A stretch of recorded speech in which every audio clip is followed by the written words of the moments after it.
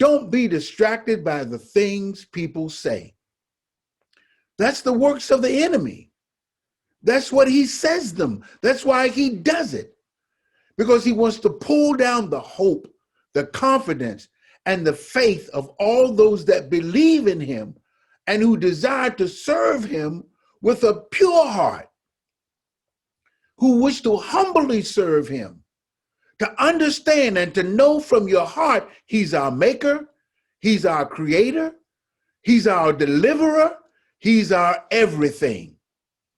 And he wants to give us something that we don't have, life eternal, if we've never had it before, that we may live with him. The scripture testifies, not just hereafter, but he says, he that eateth my flesh and drinketh my blood hath eternal. If you can imagine, if you can wrap your mind around that thing, because he lives in you, you have life everlasting.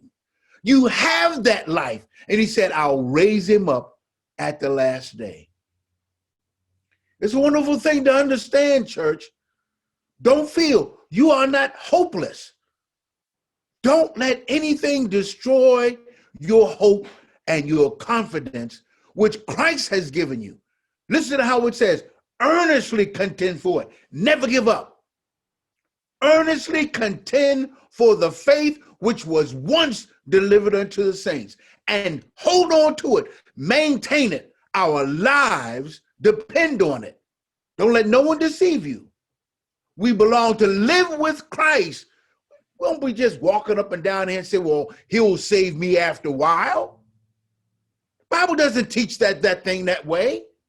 Maybe the other shepherds in the world do, but that's not the teaching of Christ. Search the scriptures and see for yourself. We belong to live with Christ now. That's why he tells us, be careful of what we say. Be careful of what we do. Be careful of how we think, what we think. God sees it, hears it all. We belong to grow from that imperfect state. I'm not talking about in the flesh. I'm talking about spiritual perfection that only God can give. It's not of yourself, it's of God. No man can receive anything except it be given him from heaven. Consider that.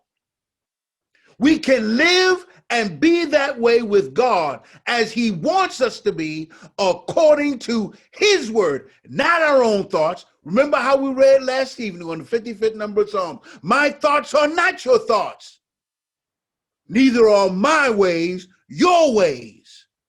He wants to rise above that sinful condition, as the scripture says, till we all come.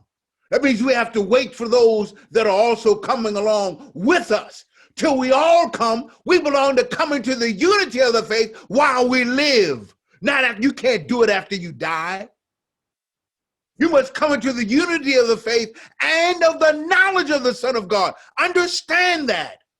Remember how we said Israel has a zeal of God, but not according to knowledge? We belong to come to that place to understand God like we ought and serve him while we live. You can't do it while you're dead. Cannot do it while you're dead. We must serve God. The scriptures keep teaching us that. And all the prophets serve him in spirit and in truth.